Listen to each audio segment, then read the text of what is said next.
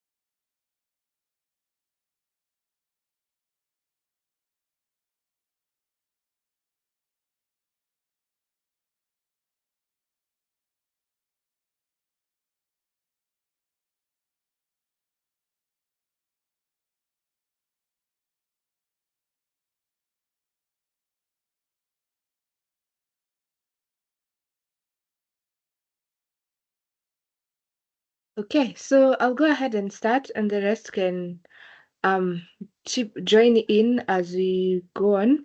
So again, welcome to another job hunting and mentorship session. I hope we are well and safe. Today we have with us Joy Naeku, who is a cybersecurity consultant at Siriano. She's also part of research and development. I believe she'll go ahead and tell us more about herself and her expertise in the different cybersecurity areas. Today's topic is also one that is quite vital for any professional and also businesses that process data and basically transact in this modern era. So we'll be talking about cyber risk and data privacy, which is a very critical area for us. So I'll go ahead and just let Joy go on and tell us more about the topic and also about herself. So thank you so much, Joy, for joining and karibu sana. Thanks, Hope. Thanks, everyone, for joining in today's session. As Hope has mentioned, today we are going to be covering the topic on cyber risk and data privacy. And just to give a brief introduction about who I am for those who do not know me, if we have not interacted before, my name is Joy Naeku, as you have heard, and I am a cybersecurity here at Sirian Limited, and I'm also part of the research and development team. I have been in the cybersecurity field for about 6 years now, but practicing professionally for 3 years. And I will do consultation on cybersecurity related issues, matters cyber risk and data protection. And I also do trainings such as the user awareness trainings on cybersecurity, aware and also trainings on cyber risk and data protection. So before I jump into the agenda, if you have any question in the middle of the session, feel free to raise your hand or type in the chat and then we can have a look at that. So today we are going to look at some definitions when it comes to cyber risk and data protection. And then we are going to look at cyber risk for organizations. What does that mean?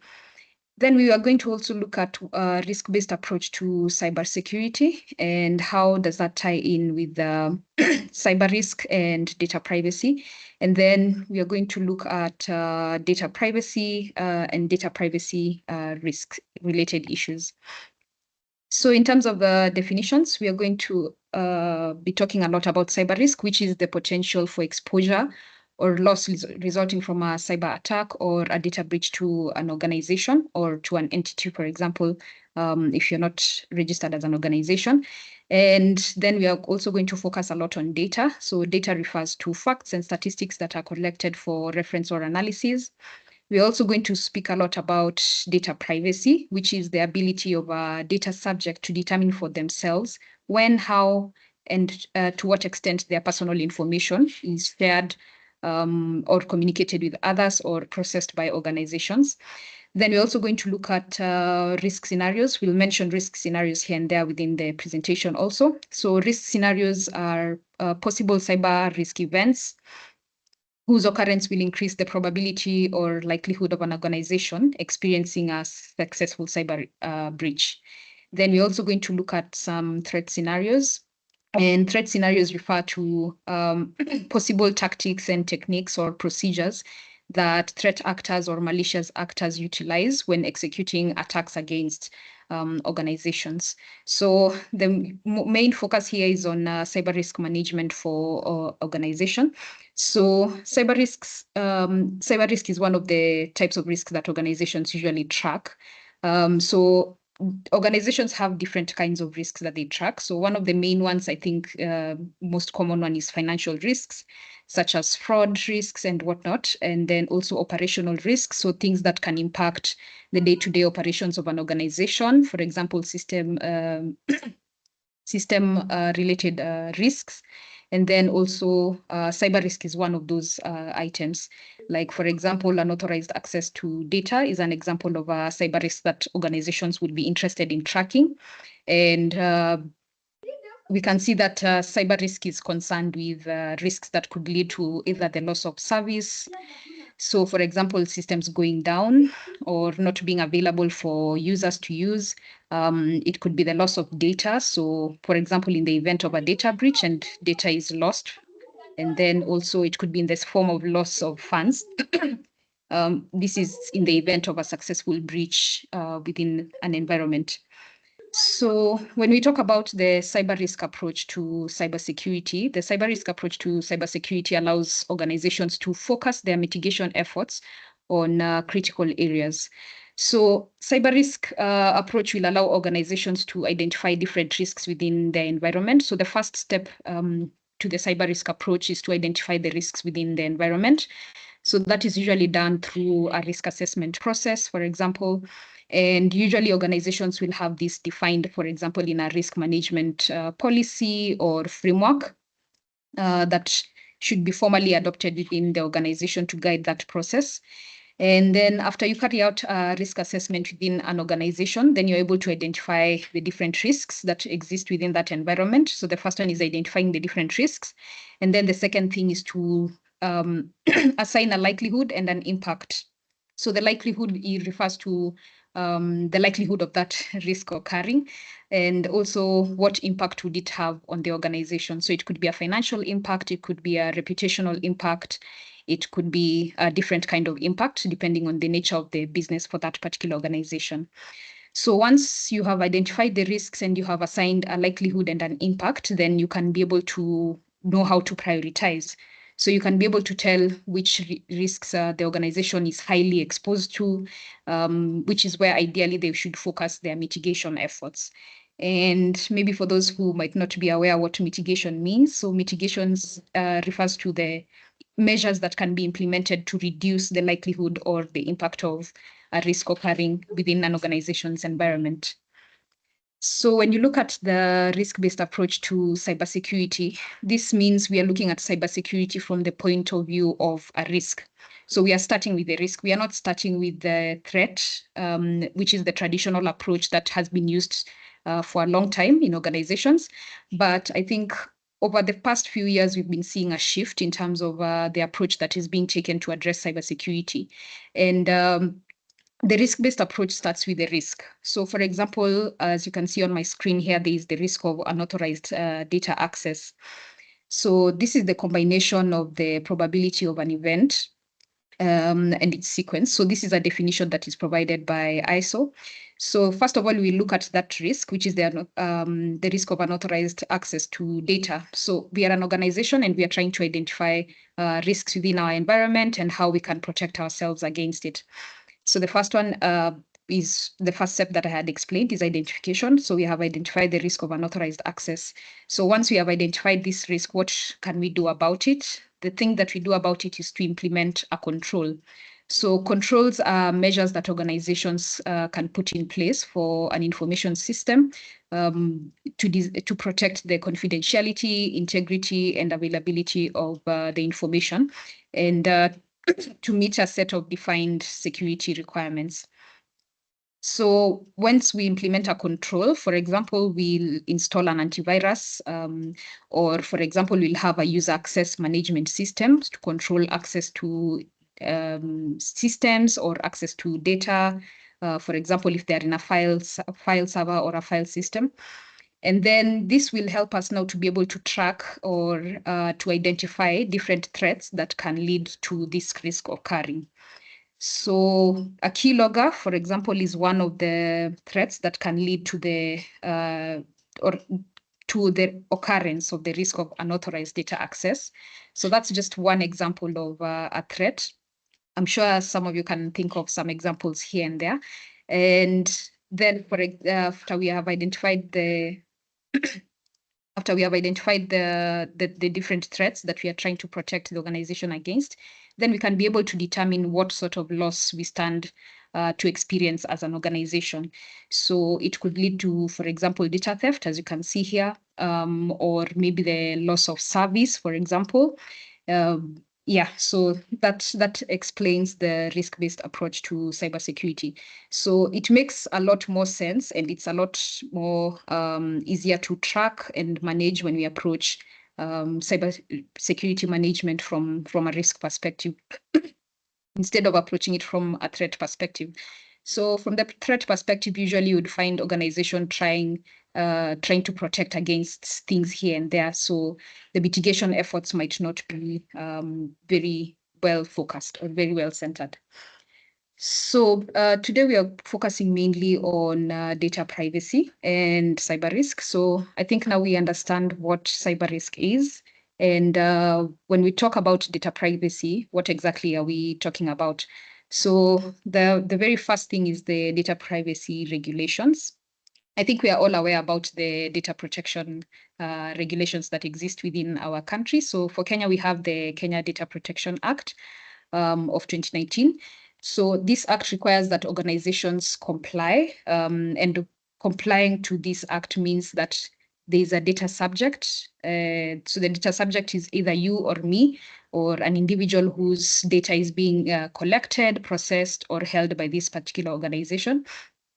So there's the data subject, and then there's the organization, which could be either a data processor or a data controller. So maybe part of your assignment, if you're not aware of what those mean, you can do some bit of research just to understand what a data processor or a data controller means, or at least the difference between the two of them. But these two entities are usually the ones that process the data that is collected by an organization. And the data controller usually would determine the basis for the collection of the data. And then the data processor can still be the data controller or another organization or entity that is processing data on behalf of an organization. So it's important for us to understand all of that, first of all, before we even get into what data privacy risk means in a cyber perspective. So there are different regulations that would apply to entities or organizations based on the data protection regulations. So locally here, we have the Kenya Data Protection Act, which all organizations that process data on Kenyan citizens are required to comply to. And on the same topic, there's the GDPR regulations. This is by the European Union. And I think this one really set the pace for data protection adoption globally once it was enacted, since all organizations that process data on EU citizens are required to comply to that. So even if you're a Kenyan organization or a Kenyan entity, or you decide to build your own app at home and you put it out there for use around the world, and you have citizens from various locations who are accessing your platform and maybe sharing their own data, you would need to be aware of the different regulations that would apply to you as either the data controller or the data processor in this case. So when we talk about data privacy risk, what exactly are we talking about? when you talk about data privacy risk, we mean risks that an entity or an organization is exposed to due to the data that they hold or process. For example, I think the main one for this session is going to be the risk of unauthorized access to data. So this is what you are exposed to based on the data that you are holding.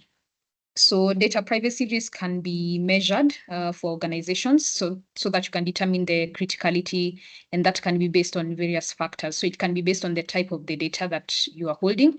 So for example, if you're holding sensitive information, or if you're holding PII, which is personal identifiable information, then the risk will definitely go higher. So that is the type of the data.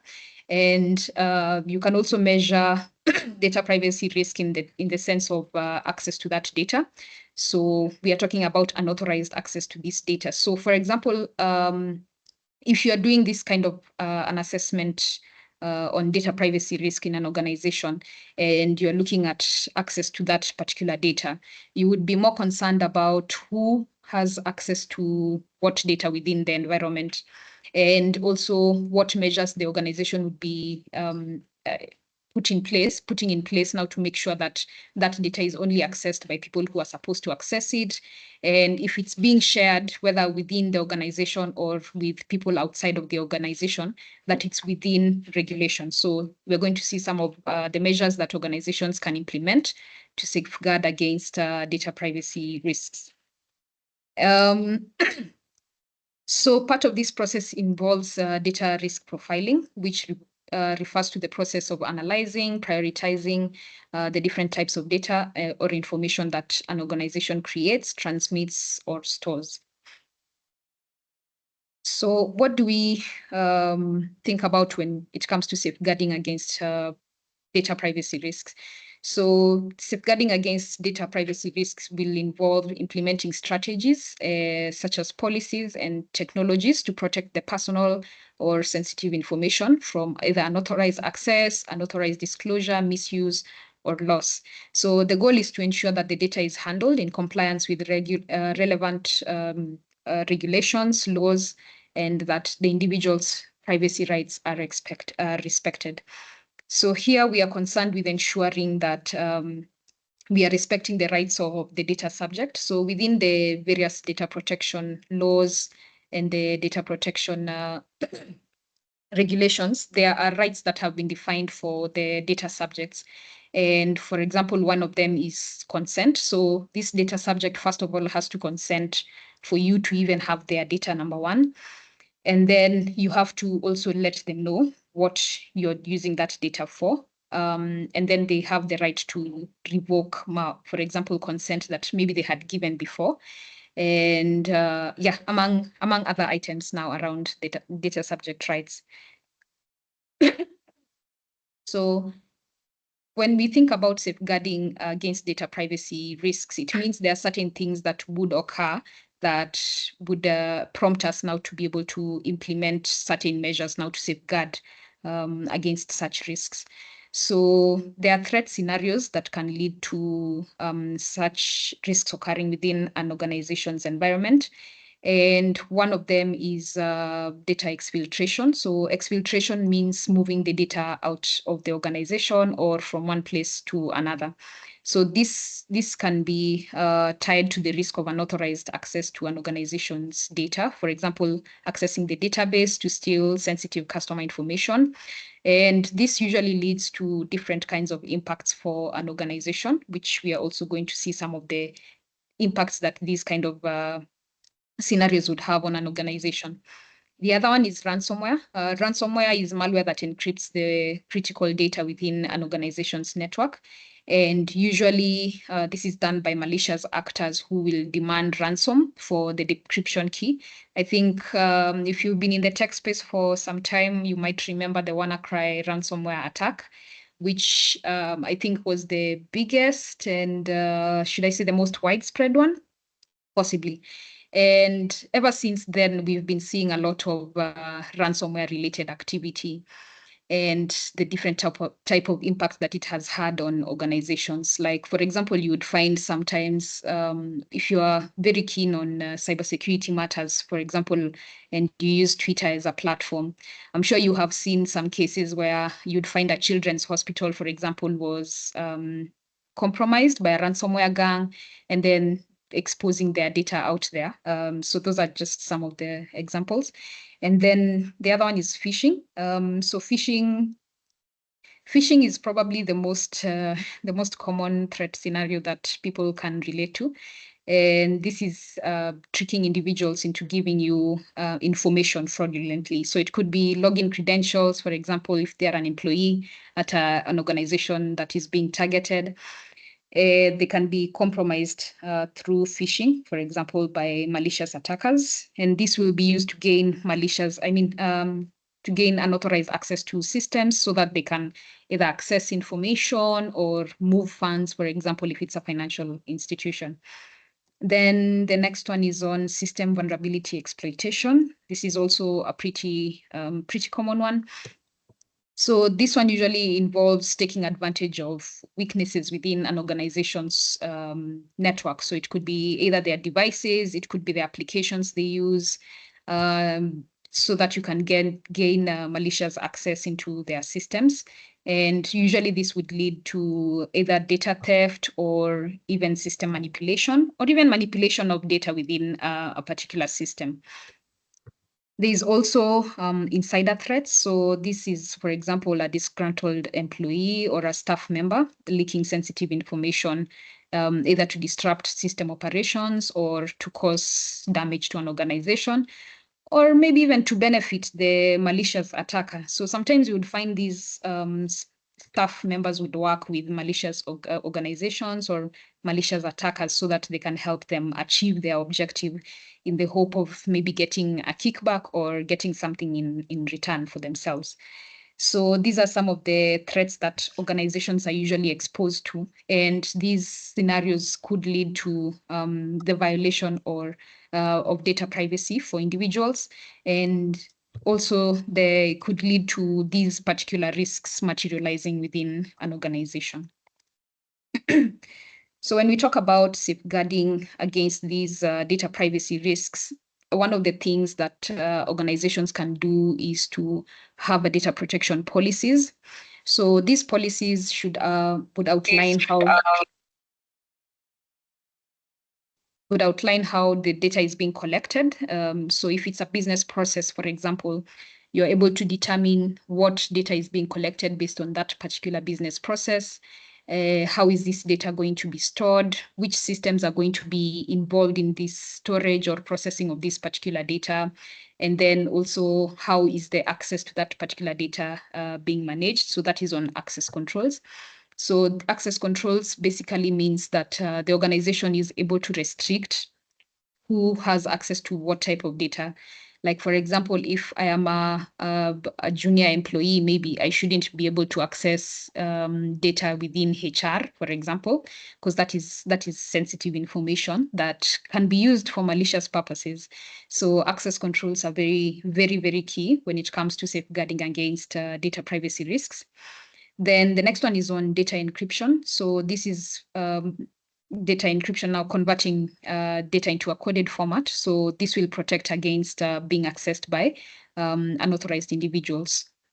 So fine, we'll have the data maybe in a database, for example, or sitting in a file server, for example, and a malicious actor is able to maybe intercept traffic to that particular database. But if we have data encryption implemented in the environment, then it will limit the level of access that they would have to data. The other measure that organizations can take is data minimization. So data minimization refers to collecting only data that is necessary for a specific purpose. So for example, if I am an organization and I want to register you as a user on either my application or my system, for example, I would collect only information that I actually need for the purpose for you to achieve what you would want to do on that particular system. So if, for example, I'm providing an application that might not necessarily need someone's ID, I don't really need to collect the ID. Collecting that ID information would put me at higher risk in terms of the data privacy risks. And that would also mean I need to protect that data, really safeguard that data so that I don't lose it, because it will have certain impacts to me as an organization or as an entity. The other measure that can be implemented is anonymization or pseudonymization. So these are techniques that can be used to either obscure personal identifiers from datasets. So for example, I think the public domain might be a good example for this one, for anonymization and pseudonymization. So if there's information that needs to be put out, for example, a list of individuals, let's say, like a list of individuals, but ideally you're not supposed to reveal who they are. So maybe you would find that someone might refuse to show their phone numbers, for example, and if it's names, they would either display like the first name only, because that cannot really identify a specific individual. So that's just an example of anonymization. And then also training and awareness. So training and awareness is very crucial because it will educate staff members and also other individuals on data privacy principles and best practices when handling data, like sensitive information. So for example, one of the things that maybe staff members can be trained on, or if you would ever want to do those trainings, is around causes of unintentional data exposure. So maybe you visit a bank, for example, or a bank is a good example, and you want to go to the customer care. And when you sit on that chair across from the customer care officer or agent, there are certain files that they would have on the desk. So ideally, this staff member is supposed to be trained to make sure that any sort of information that they would have in a place that can be viewed or accessed by many people is not information that can compromise the integrity of the organization or the integrity of the data that they hold. So I shouldn't be able to see maybe a form that somebody else has filled that has like their phone number, their account number, their ID number, maybe even their post office address and that kind of stuff. So training and awareness is a very crucial measure that organizations can implement to safeguard against data privacy risks. There's a lot of other things that can be done, but we're not going to go into a lot of detail. So I'll leave it at that for measures on safeguarding against data privacy risk. So one of the things that comes out very clearly when you think about data privacy and cyber risk, for example, or rather, when you think about cyber risk and data privacy, is the impact that violation would have. So there would be an impact to data subjects. So you, as an individual whose data is held by the organization, or the individuals whose data you hold as an organization. So when it comes to the data subjects, you would have issues such as identity theft and fraud. Like, for example, if a teleco provider who has my information is compromised and they get my phone number, they get my email address, or if a totally different kind of organization is compromised and they have maybe like my credit card information, or if, for example, let's say a system like a public system, like I think a good example is like eCitizen, because it has a lot of critical information about an individual that can be used to create like a fake identity about you out there. And malicious people can do very many malicious things with that kind of information. So identity theft and fraud is one of those impacts that a data subject could experience. Then the second one is on loss of privacy. So unauthorized access to their personal information will compromise the individual's privacy. So think of it in a scenario where, for example, a hospital is compromised and an individual's medical records are exposed out there in the world. That that could be very detrimental to a particular individual. And that could lead to the next point, which is on the discrimination and stigmatization of data subjects. So, for example, if I think there was a scenario like that one around election period where a political official was in a hospital, and then someone kind of leaked some information about them, and their competitor was able to use that information now to make sure that they don't get elected in their, in their respective area. So that is an example of an impact that a data protection violation would have on a data subject. And then the other one is on economic impact. So financial details can be used for fraudulent transactions. I think that's a bit straightforward. So there's also impacts to organizations. So these organizations that are processing this data, that are holding this data, they can also experience different things, like, for example, legal and regulatory consequences. So, for example, you would see the Office of the Data Protection Commissioner sending out a notice or a bulletin on Twitter, for example, telling us about maybe a fine to a particular organization because, data subject has sued. I think some of you may have seen yesterday that they also shared a notice with regards to the sharing of phone numbers that has been going on as part of what's happening on the political scene in the country. So if a data subject complains to the Office of the Data Protection Controller that their personal information was leaked or was shared without their consent, then that will have legal and regulatory consequences to either that individual who shared that data or an organization that maybe, was involved in such an incident.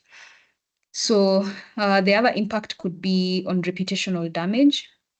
So you can imagine if, like, for example, the hospitals that were experiencing ransomware attacks and they were not able to raise the money to pay off the ransomware gangs, the information was posted out there. And it's not just the information about the organization itself, but also for the patients. So if you as an individual see a hospital who has been compromised and their patient's data is out there, ideally you wouldn't even want to go there for treatment, or you wouldn't even want them to have your data in any way. And this organization would suffer reputational damage. Eventually, they would probably also suffer financial losses, either as a direct loss from data breach, or even through, let's say, the legal fees maybe that they would have to pay if data subjects sue for such violations and other such situations. Then that organization can also lose competitive advantage. So, like in the scenario of the hospital, you would rather maybe go to their competitor who seems maybe to secure their customer or patient's data better compared to the hospital that was compromised. So eventually this organization will experience a lot of negative impacts. So I think I'm going to leave it at that for today. I'd like to take questions around. Yes, I can see some hands. Several hands are up. I'll start with. Hi, Joy. Hi, Hope. Hello. So, if I may, let me assist you with the questions. Yes. Okay. So, Collins, go ahead. Good evening. Can you hear me? Yes, Yes. Collins, I can hear you. Oh, okay. Hello, Joy. Thank you for that wonderful presentation. It's very phenomenal. I applaud you for that. You've fed us a lot of data and insights on the cybersecurity world as it is currently. My question is on the Data Protection Act of 2019. Even though we do have an act, I feel like it's yet to be fully implemented. Mhm. And I'm saying that in regards to the recent European Union artificial intelligence law that was passed recently. Mhm. What do you think it's going to take for us to get to that level where data protection is going to get serious to that level, to the European level? Because you've even the other day Meta was stopped from implementing their new artificial intelligence platform in the EU because they couldn't comply with the rules. So the question is, what do you think, from where you sit, would take for us to be, as a country and even as a continent, to take these data protection laws seriously and actually have them being implemented in the real world cases, just having them, and we're not seeing them being utilized fully? Thank you so much. Okay. Thanks, Collins. Maybe I can respond to that one before we go to the next one. So I think there is quite a lot that is going on locally, even within our borders with regards to data protection. And I think also part of the answer is it really depends on who we have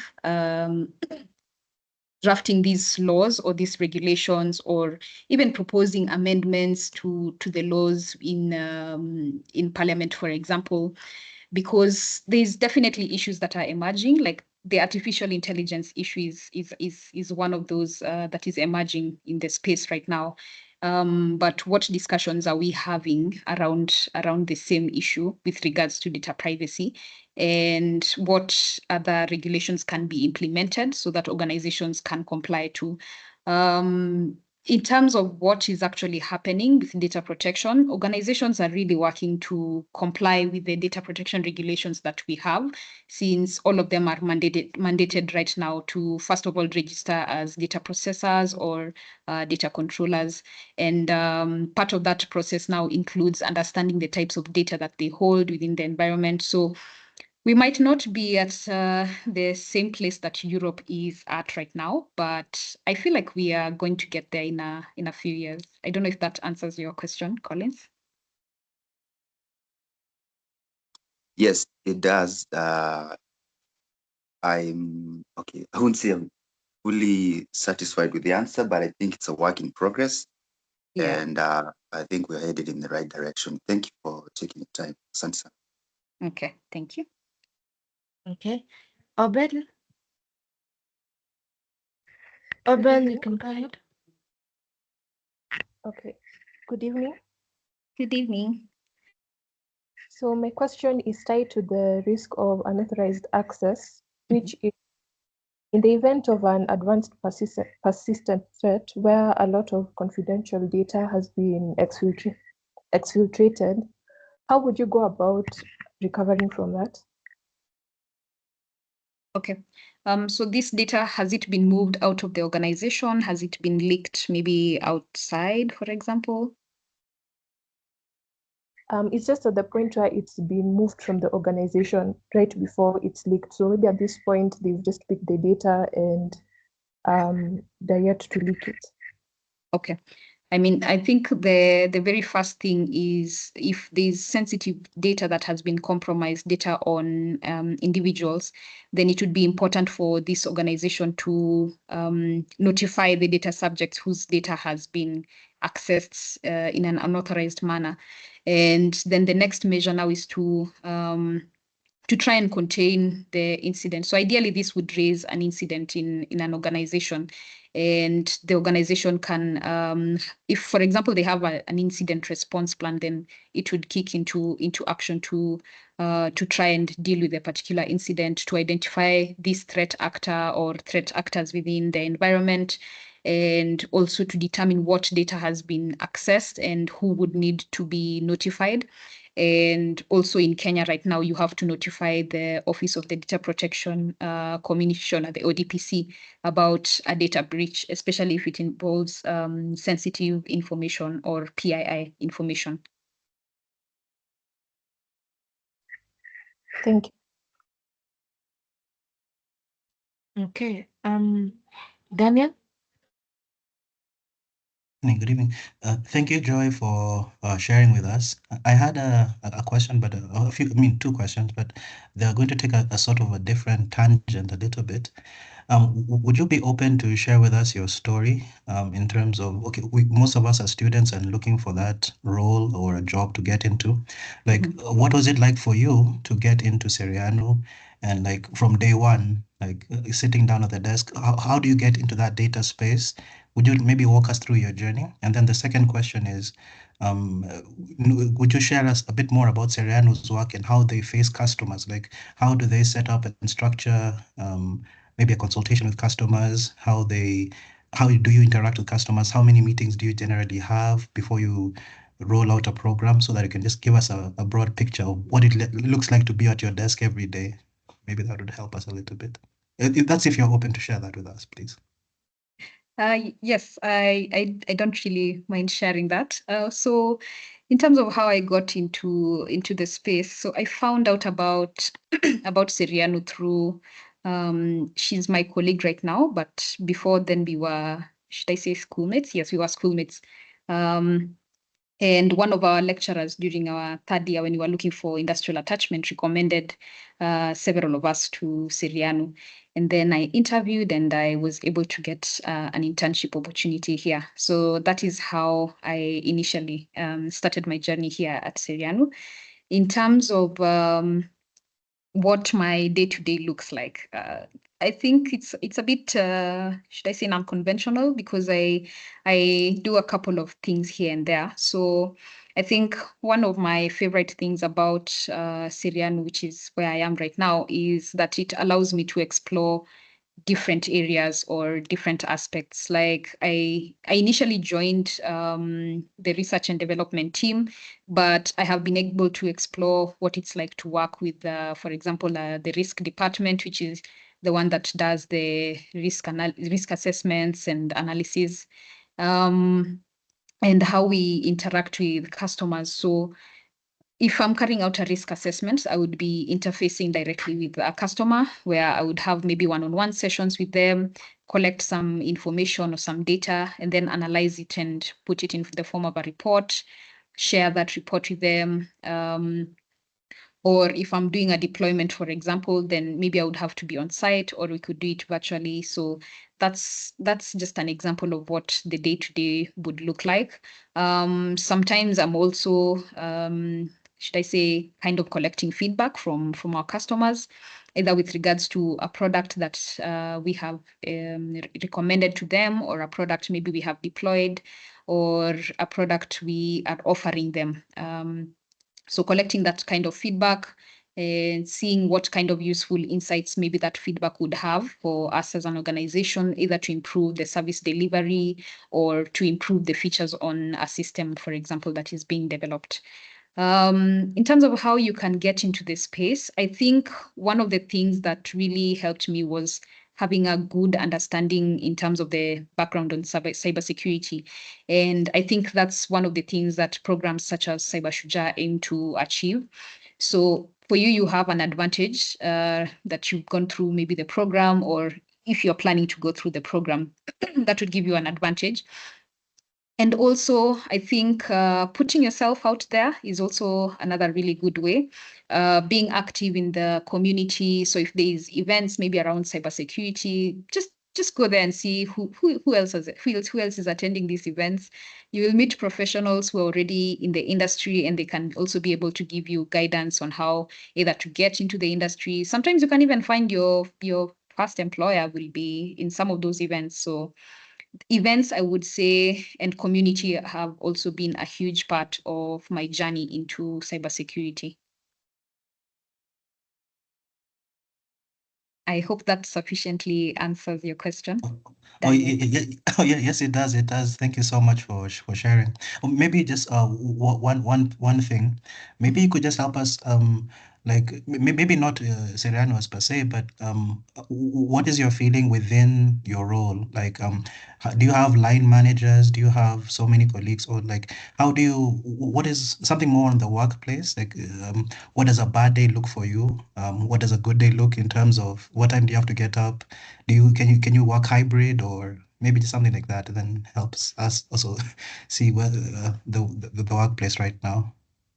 Okay.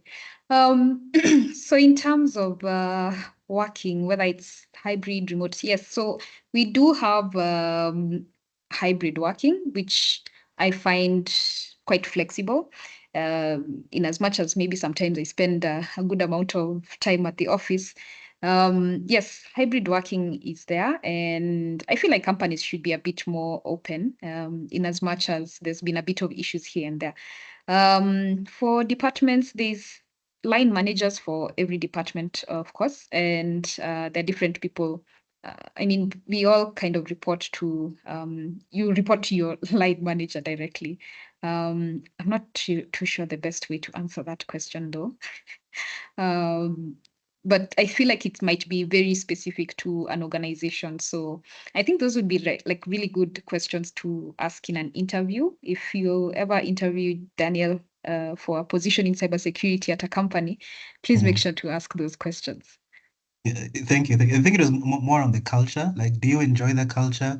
And Yes. yeah. Yes. I really enjoy the culture that is here, particularly because I find people very willing to assist you. So if you don't know something, if maybe something is completely new to you, you can always sit with someone and they'll be very willing to walk you through at least the basics. You know, they won't spoon feed you for sure, but you'll be able to get a good place to start. And also, when you're in a place where people are motivated or self-driven, then it also pushes you to improve, build yourself, maybe even upskill, learn new things here and there.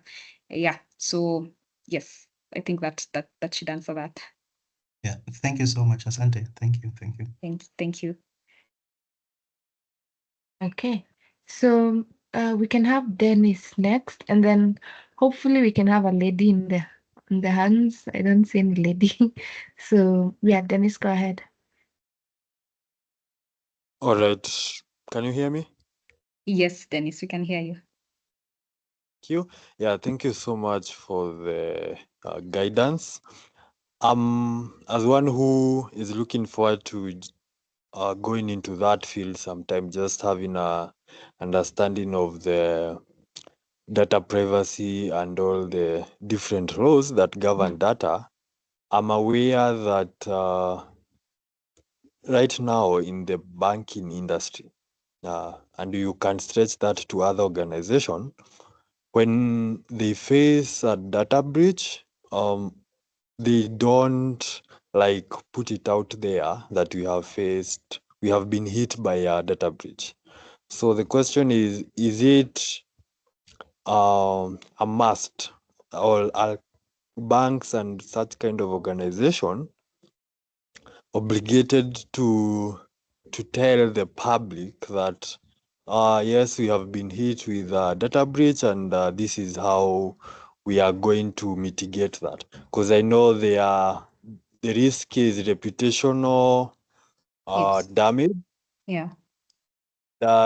When they keep quiet, also we think we are very much okay, so that we don't have to worry about such kind of data breaches. So that's the question. Okay. So if I understand correctly, maybe just to rephrase it, it's in terms of if it's a must for organizations to put information out in the public if they have had a data breach. So according to the data protection laws, I know that they are supposed to notify the ODPC. In terms of putting that information out on the public, I don't think it's a must, unless now there's a data subject whose data has been compromised, then they have to be informed about the breach. And usually that is how a lot of people find out about breaches in organizations, because there's still a bit of stigma, should I call it stigma, in terms of sharing that we have been breached, guys, we have been breached, and there's some data that has been compromised because of the obvious issue around reputational damage, which could also lead to financial loss to the organization because they might end up losing customers, for example. Yeah. So thank you for that. So do you think that's a good thing in terms of being in that space? Like, for us who are going into cybersecurity and we want to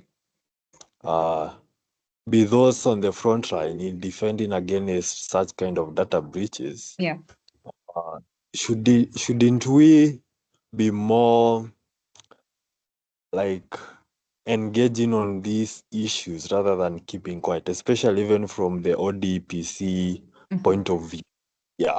because I feel, this is my feeling, I Yeah. feel that with regards to the data privacy laws in Kenya, very few people who understand what that means for them. Yes. So that is not much, what's the word? Hatujajulishwa sana kuihusu. Okay. Yeah. So I think it's a good practice to share some information, especially as organizations, because if I am, for example, since you mentioned the banking industry, if I am a bank and I'm compromised in a particular way, and maybe I have a friend or I know someone who works in another bank, and maybe these guys might target them. What are the chances that they might be targeted? Also, they're probably pretty high because they're in the same industry as me. And I feel like putting together that kind of information would be a good resource for the defense side when it comes to cybersecurity. But organizations are still not very open about sharing that kind of information with others. Maybe in controlled spaces, like for example, if there's a community of the chief information security officers, they would share like information now that would be helpful to their fellow CISOs and whatnot. So I think we still have quite a long way to go with regards to that. So yeah, Okay, thank you so much. thank you. Okay. Alan?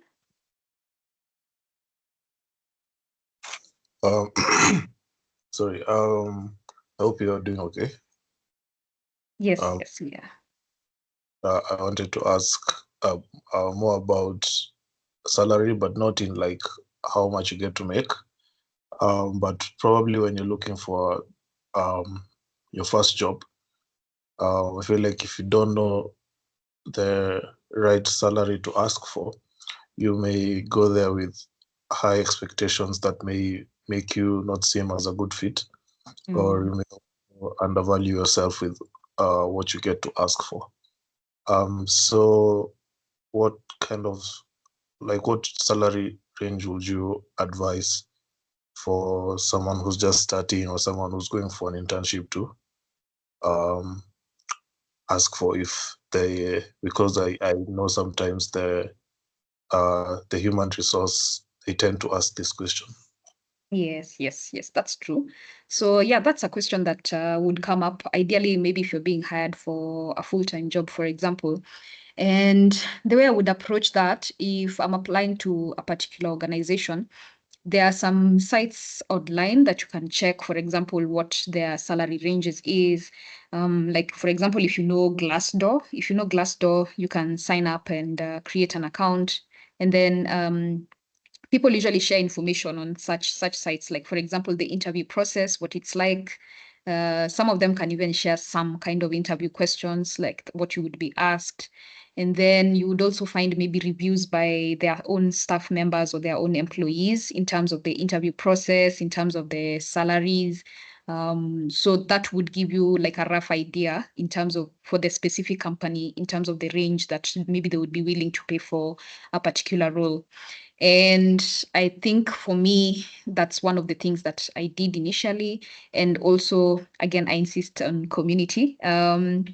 Through community, I was able to meet people who are in the industry before I even got to the point of looking to be hired to get into the industry. And those are some of the questions that I would ask. What are the salary ranges like in a particular company for particular positions? So there's a lot of there's some research that you would have to do so that you can be able to answer that question effectively.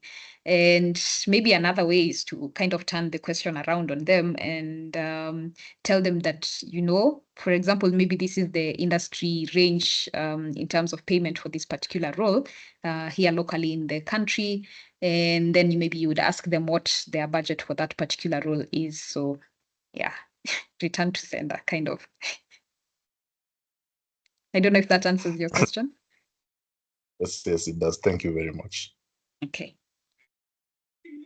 Okay. Calvin?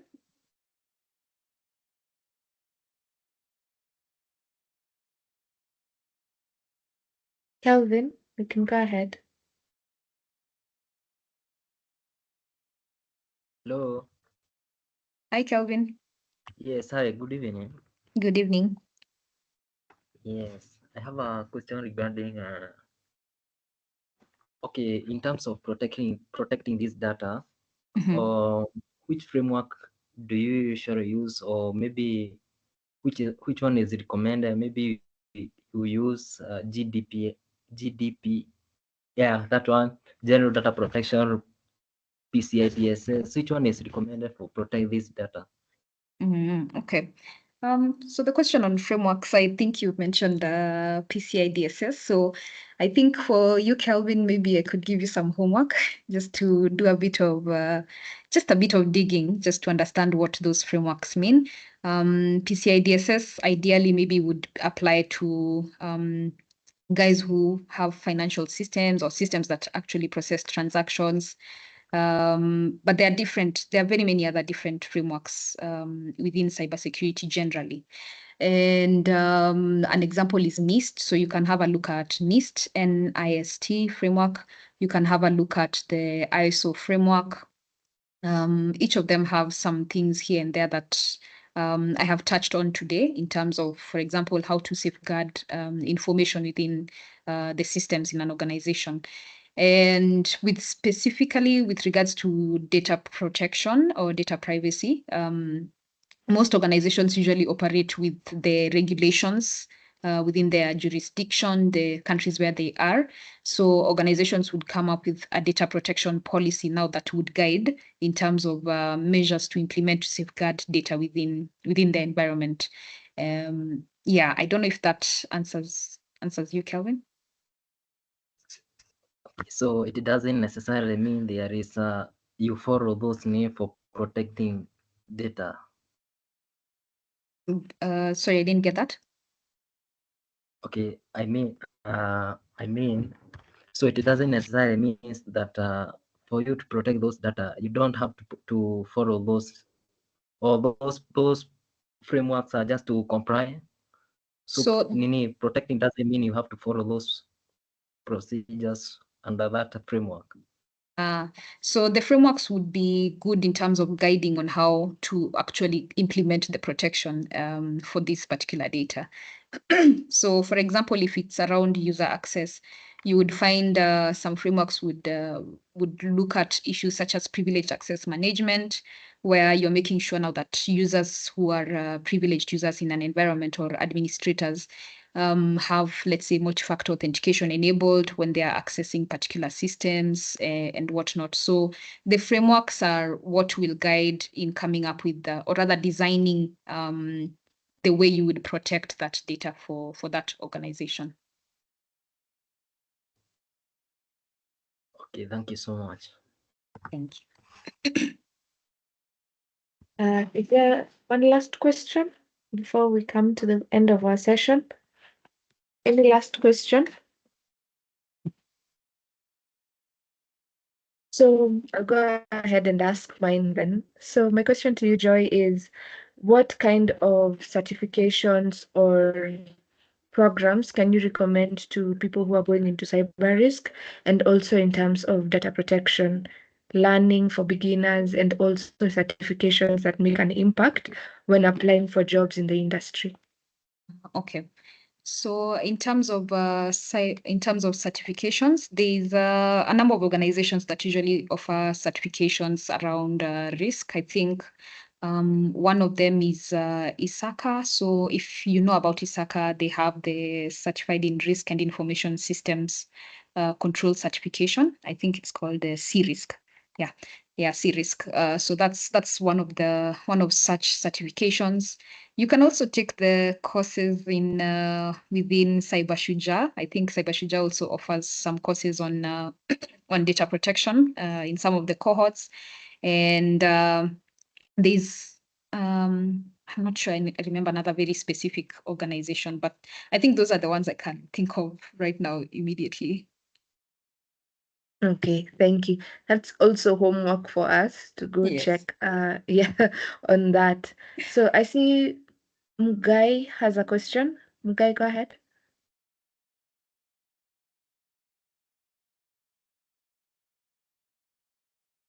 I don't know if it's on my side. Your mic is on, but I can't hear you.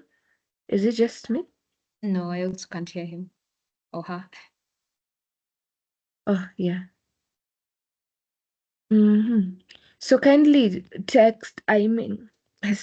kindly write this down on the chat or Q&A, and then I can read it out because we can't hear what you're saying. Okay. So, Joy, any closing remarks before I close the session? I don't think I have much to say. I guess thank you for your time. Thank you for taking the time to listen to me. And if you see me anywhere, whether it's online or in person, and you have a question related to cybersecurity, cyber risk, data protection, feel free to ask.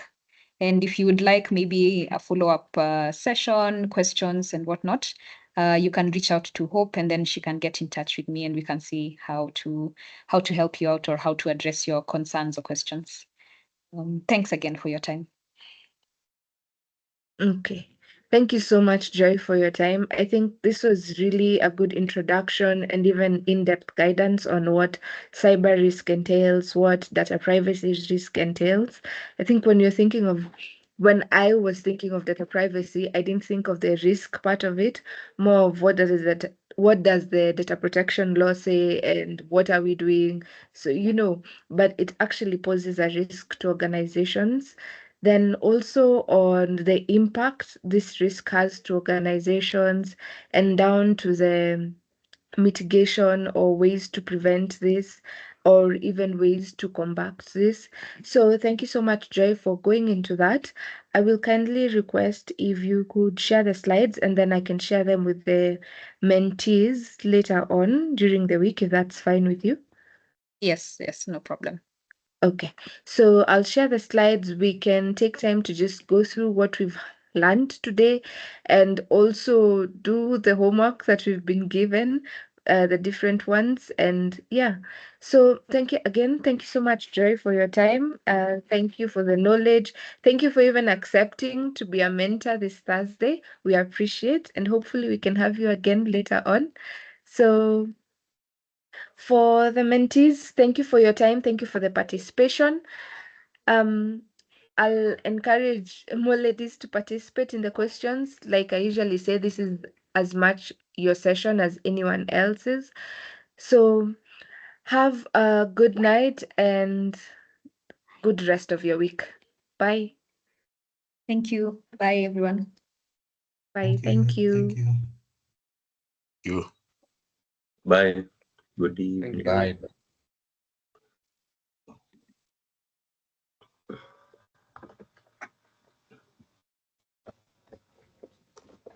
Bye.